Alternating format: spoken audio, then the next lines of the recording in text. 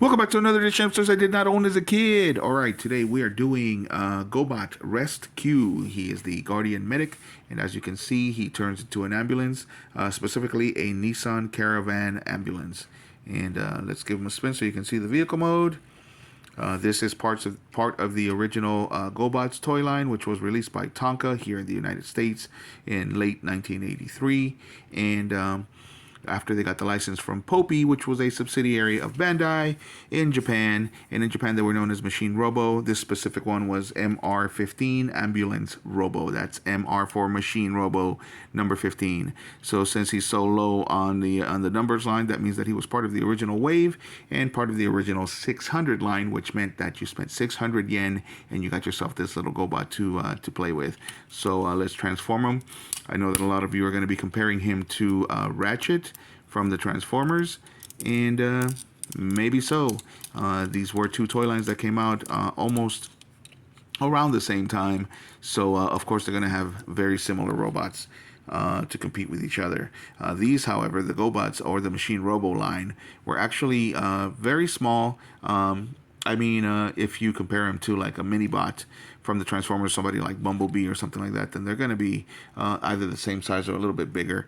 But I honestly believe that these were designed to be put next to like a Hot Wheel or a Matchbox, and then hiding them there amongst your Matchbox or Transformers, and then Matchbox or Hot Wheels, and then you get to transform them as well.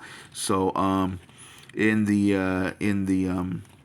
GoBot storyline, this guy was a Guardian. I don't know if I said his voice, but I'm gonna say it right now.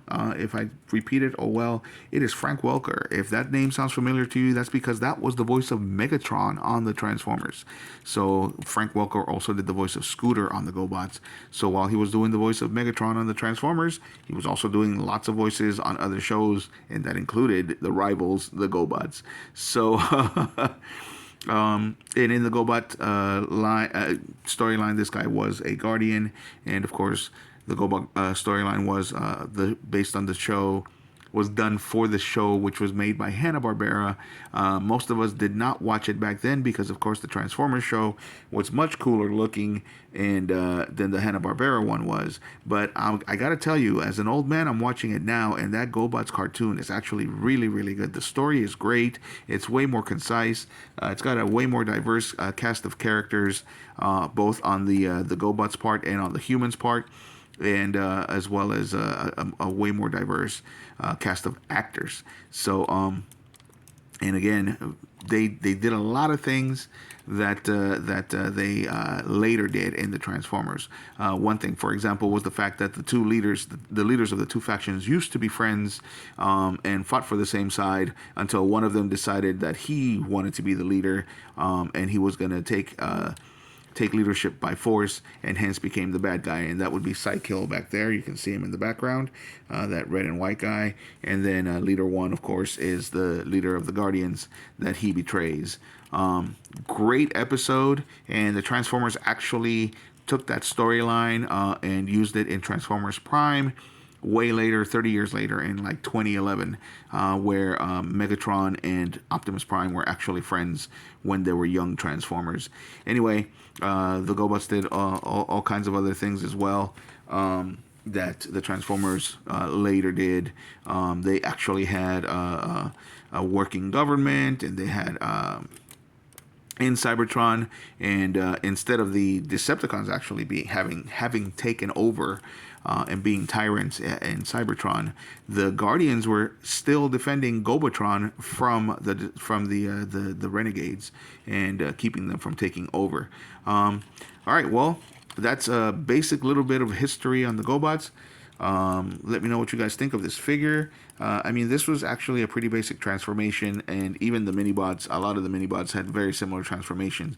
This is very similar to Beachcomber's transformation, for example, with the flipping of the legs and then the putting away of the arms. Not bad though, not a bad little sculpt.